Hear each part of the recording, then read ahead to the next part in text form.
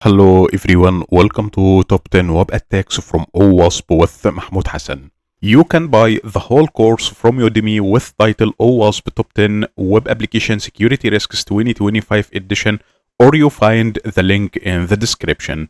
You can follow me on LinkedIn by clicking on my name. This is my LinkedIn account, follow me. Let me back to the presentation. Click on the skip button and back here to the presentation. You can present the presentation from here, okay? Every lecture you will find a resource like this. You can download it and present it from here, okay? Let's start. In this video, I will explain what you will learn from this course. But warning, this content is for learning purposes only. Don't apply anything from this course on a real website without permission. Any illegal use is the learner's own responsibility. Let's see what you will learn in each section of this course. Section 1. Course Introduction.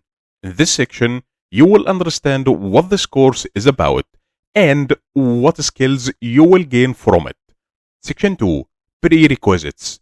Here, you will learn the basic concepts you need before starting any web attack, such as the difference between web server and web application, how web proxy work, how HTTP requests and responses are structured. Section 3. We will start in this section in attack number 1, broken access control. In this section, you will learn what broken access control really means, okay? How attackers bypass authorization and how sensitive functions became accessible to normal user. You will practice with multiple real labs, okay? Section 4. And attack number 2, cryptographic failures. Here, you will understand the basic and the types of cryptographic and history of cryptographic, okay? How encryption is used incorrectly and how weak crypto leads to data exposure. Section 5 and attack number 3, injection. This section focuses on cross-site scripting vulnerabilities, XSS, stored, reflected, and DOM-based. Then, I will explain SQL injection and then operating system command injection. You will learn how user input becomes dangerous code with practical labs. Section 6 and attack number 4, insecure design. You will learn how bad design decisions create security holes, how business's logic is broken, and why security must start from the design phase. Section 7 and attack number 5, security misconfiguration. Here you will learn how wrong settings expose systems, how default configuration became dangerous, and how simple mistakes lead to serious breaches. Section 8 and attack number 6, vulnerable and outdated components. You will learn what CVEs are, why outdated software is risky, and how known vulnerabilities are exploited. Section 9 and attack number 7, identification and authentication failures. You will learn from this section how authentication mechanisms fail, how passwords and sessions are attacked, and how identity verification is bypassed. Section 10 and attack number 8, software and data integrity failures.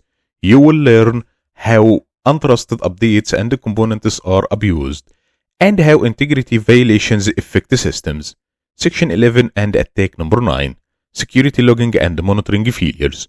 You will learn why missing logs help attackers stay hidden, and how poor monitoring delays incident detection.